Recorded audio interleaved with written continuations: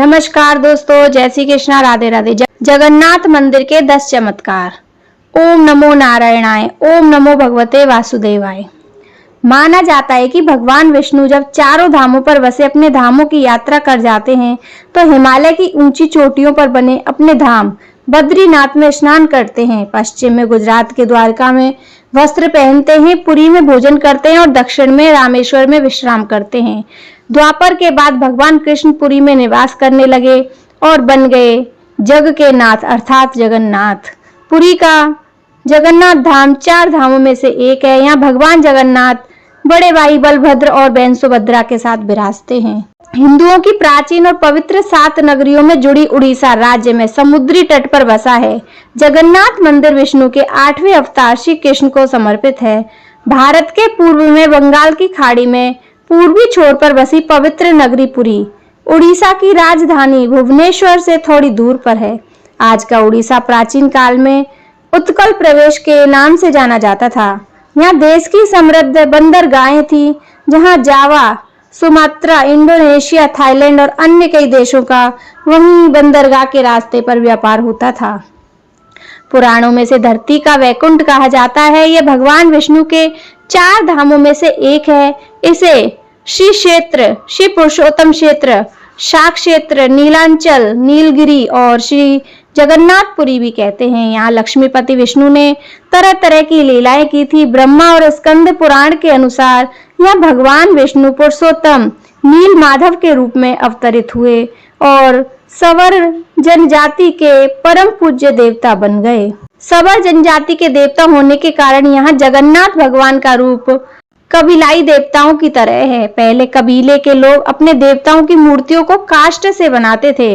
जगन्नाथ मंदिर में सवर जनजाति के पुजारियों के अलावा ब्राह्मण पुजारी भी हैं। ज्येष्ठ पूर्णिमा से आषाढ़ पूर्णिमा तक सवर जाति के देवतापति जगन्नाथ की सारी रीतियां बंद करते हैं। पुराण के अनुसार नीलगिरी में पुरुषोत्तम श्री हरि की पूजा की जाती है। पुरुषोत्तम हरि को यहाँ भगवान राम का रूप माना जाता है। सबसे प्राचीन मत्स्य पुराण में लिखा है कि पुरुषोत्तम क्षेत्र की देवी बिमला है और यहाँ उनकी पूजा होती है। नारायण के उत्तराखंड के अनुसार भगवान राम ने रावण के भाई विभीषण को अपने इक्ष्वाकु वंश के कुल देवता भगवान जगन्नाथ की आराधना करने को कहा। आज की पुरी के श्री मंदिर में विभीषण वंदापना की परंपरा कायम है। स्कंद पुराण में पुरी धाम का भौगोलिक वर्णन मिलता है। स्कंद पुराण के अनुसार पुरी एक दक्षिणवर्ती शंख की तरह है और यह 5 कोस यानी 16 किलोमीटर क्षेत्र में फैला हुआ है। माना जाता है इसका लगभग 2 कोस क्षेत्र बंगाल की खाड़ी में डूबा हुआ है। इसका उदर है समुद्र की सुनहरी रेत, जिसे महोदय का पवित्र जल धोता रहता है। सिर वाला क्षेत्र पश्चिम दिशा में है, जिसकी रक्षा महादेव करते हैं। शंख के दूसरे घेरे में शिव का दूसरा रूप ब्रह्म कपाल मोचन विराजमान है। माना जाता है कि भगवान ब्रह्मा का एक सिर महादेव की हथेली से चिपक गया था और वह यहीं आकर गिरा था। तभी से यहाँ पर महादेव की ब्रह्मा रूप में पूजा करते हैं। शंख के तीसरे वृत्त में माँ विमला और नाभि स्थल में भगवान जगन्नाथ रथ सिंहासन पर विराजमान है। मंदिर का इतिहास। इस मंदिर का सबसे पहला परिणाम महाभारत के वन पर्व में मिलता है। कहा जाता है कि सबसे पहले सवर आदिवासी विश्ववसु ने नील माधव के रूप में इसकी पूजा की थी। आज भी पुरी के मंदिरों में कई सेवक हैं जिन्हें दैतापति के नाम से जाना जाता है। राजा इंद्रद्युम्न ने बनाया था यहाँ मंदिर। राजा इंद्रद्युम्न मालवा का राजा था, जिसके पिता का नाम भारत और माता सुमति था। राजा को सपने में हुए थे जगन्नाथ के दर्शन। कई ग्रंथों में राजा और उसके यज्ञ के बारे में विस्तार से लिखा है। उन्होंने यहाँ कई विशाल यज्ञ किए और एक सरोवर बनवाया। एक रात भगवान विष्णु ने उनको सपने में दर्शन दिए और कहा, नीलांचल पर्वत की एक गुफा में मेरी एक मूर्ति है, उसे नील माधव कहते हैं। तुम एक मंदिर बनवाकर उसमें मेरी यह मूर्ति स्थापित कर दो। राजा ने अपने सेवकों को नीलांचल पर्वत की खोज पर भेजा। उसमें से एक था ब्राह्मण विद्यापति। विद्यापति ने सुन रखा था कि खबर कबीले के लोग नील माधव की पूजा करते हैं और उन्होंने अपने देवता की इस मूर्ति को नीलांचल पर्वत की गुफा में छुपा रखा है। यह वह थी जानता था कि सवल कबीले का मुखिया विश्ववसु नील माधव का उपासक है और उसी ने मूर्ति को गुफा में छुपा रखा है। चतुर विद्यापति ने मुखिया की बेटी से विवाह कर लिया। आखिर में वह अपनी पत्नी के जरिए नील माधव की गुफा तक पहुंचने में सफल हो गया। उसने मूर्ति चुरा ली और राजा को लाकर दे दी। विश्ववसु अपने आराध्य देव की मूर्ति चोरी होने से बहुत दुखी हुआ। अपने भक्त के दुख से भगवान भी दुखी हो गए। भगवान गुफा में लौट गए, लेकिन साथ ही राजा ने वादा किया कि वो एक दिन उसके पास जरूर लौटेंगे। वर्षते कि वो एक दिन उनके लिए विशाल मंदिर बनवा दे। राजा ने मंदिर बनवा दिया और भगवान विष्णु ने मंदिर में विराजमान होने के लिए कहा। भगवान ने कहा कि तुम मेरी मूर्ति बनाने के लिए समुद्र में तैर रहा पेड़ का बड़ा टुकड़ा लाकर लाओ, जो द्वारका से समुद्र में तैरकर पुरी आ गया है। राजा के सेवकों ने उस पेड़ के टुकड़े को ढूंढ लिया, लेकिन सब लोग मिलकर भी उस पेड़ को नहीं उठा पाए। तब राजा को समझ आ गया कि नील माधव के अनन्य भक्त सवर कबीले के मुखिया विश्ववसु ही इस पेड़ को उठवा सकते हैं और उनकी सहायता लेनी पड़ेगी। सब उस वक्त हैरान रह गए जब विश्ववसु भारी भरकम लकड़ी को उठाकर मंदिर तक ले आए। अब बारी थी लकड़ी से भगवान की मूर्ति गढ़ने की। राजा के कारीगरों ने लाख कोशिश कर ली, लेकिन कोई भी लकड़ी से एक छेनी तक नहीं बना पा रहा था। तब तीनों लोक के कुशल कारीगर भगवान विश्वकर्मा एक बूढ़े व्यक्ति का रूप धरकर आए। उन्होंने राजा को कहा कि वे नील माधव की मूर्ति बना सकते हैं, लेकिन साथ ही उन्होंने अपनी शर्त भी रखी कि वे 21 दिन में मूर्ति बनाएंगे और अकेले में बनाएंगे। कोई उनको बनाते हुए नहीं देख सकता। उनकी शर्त मान ली गई। लोगों को आरी, छेनी, हथौड़ी की आवाजें आती रही। राजा की रानी गुंडीचा अपने को रोक नहीं पाई। वह दरवाजे के पास गई और उसे जोर से आवाज सुनाई नहीं दी। वह घबरा गई। उसे लगा बूढ़ा कारीगर मर गया है। उसने राजा को इसकी सूचना दी। अंदर से कोई आवाज सुनाई नहीं दे रही थी, तो राजा को भी ऐसा ही लगा। सभी शर्तों और चेतावनियों को दरकिनार करते हुए राजा ने कमरे का दरवाजा खोलने का आदेश दिया। जैसे ही कमरा खोला गया तो बूढ़ा व्यक्ति गायब था और उसमें 3 अधूरी मूर्तियां मिली। भगवान नील माधव और उसके भाई के छोटे छोटे हाथ बन गए थे, लेकिन उनकी टांगे नहीं, जबकि सुभद्रा के हाथ पांव बनाए ही नहीं गए थे। राजा ने इसे भगवान की इच्छा मानकर इन्हीं अधूरी मूर्तियों को स्थापित कर दिया। तब से लेकर आज तक तीनों भाई बहन इसी रूप में विराजमान हैं। वर्तमान में जो मंदिर है वह 7वीं सदी से बनवाया गया है। हालांकि इस मंदिर का निर्माण ईसा पूर्व 2 में भी हुआ था। यहाँ स्थित मंदिर 3 बार टूट चुका है। मुख्य मंदिर के आसपास लगभग 30 छोटे छोटे बड़े बड़े मंदिर स्थापित हैं। पहला चमत्कार, हवा के विपरीत लहराता ध्वज। श्री जगन्नाथ मंदिर के ऊपर स्थापित लाल ध्वज सदैव हवा के विपरीत दिशा में लहराता है। ऐसा किन कारण होता है यह तो वैज्ञानिक भी नहीं बता सकते, लेकिन यह निश्चित ही आश्चर्यजनक बात है।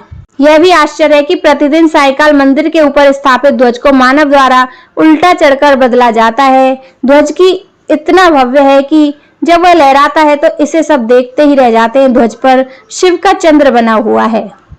दूसरा चमत्कार, गुंबद की छाया नहीं बनती। यह दुनिया का सबसे भव्य और ऊंचा मंदिर है। यह मंदिर 4 लाख वर्ग फुट में क्षेत्र में फैला है और इसकी ऊंचाई लगभग 214 फीट है। मंदिर के पास खड़े रहकर इसका गुंबद देख पाना असंभव है। मुख्य गुंबद की छाया दिन के किसी भी समय अदृश्य ही रहती है। हमारे पूर्वज कितने बड़े इंजीनियर रहे होंगे, यहाँ इस एक मंदिर के उदाहरण से समझा जा सकता है। पुरी के मंदिर का एक भव्य रूप 7वीं सदी से निर्मित किया गया है। तीसरा चमत्कार है, पुरी में किसी भी स्थान से आप मंदिर के शीर्ष पर लगे सुदर्शन चक्र को देखेंगे तो वह आपको सदैव अपने सामने ही लगा दिखेगा। इसे नील चक्र भी कहते हैं। यह अष्ट धातु से निर्मित है और अति पावन और पवित्र माना जाता है। चौथा चमत्कार है, हवा की दिशा। सामान्य दिनों में हवा समुद्र से जमीन की तरफ आती है और शाम के दौरान इसके विपरीत, लेकिन पुरी में इसका उल्टा होता है। अधिकतर समुद्री तटों पर आमतौर पर हवा समुद्र से जमीन की ओर आती है, लेकिन यहाँ हवा जमीन से समुद्र की ओर जाती है। पांचवा चमत्कार है, गुंबद के ऊपर नहीं उड़ते पक्षी। मंदिर के ऊपर गुंबद के आसपास तक कोई पक्षी नहीं उड़ता। इसके ऊपर से विमान नहीं उड़ाया जा सकता। मंदिर के शिखर के पास पक्षी उड़ते नजर ही नहीं आते, जबकि देखा गया है कि भारत के अधिकतर मंदिरों के गुंबदों पर पक्षी बैठ जाते हैं, आसपास उड़ते हुए नजर आते हैं। छठा चमत्कार है, दुनिया का सबसे बड़ा रसोई घर। 500 रसोइये 300 सहयोगियों के साथ बनाते हैं। भगवान जगन्नाथ जी का प्रसाद। लगभग 20 लाख भक्त कहते हैं और 20 लाख भक्त कर सकते हैं यहाँ भोजन। ये कहा जाता है कि मंदिर में प्रसाद कुछ हजार लोगों के लिए ही क्यों ना बनाया गया हो, लेकिन इनके लाखों लोगों की पेट भर जाता है। मंदिर के अंदर पकाने के लिए भोजन की मात्रा पूरे वर्ष के लिए रहती है। प्रसाद की एक भी मात्रा कभी भी व्यर्थ नहीं जाती।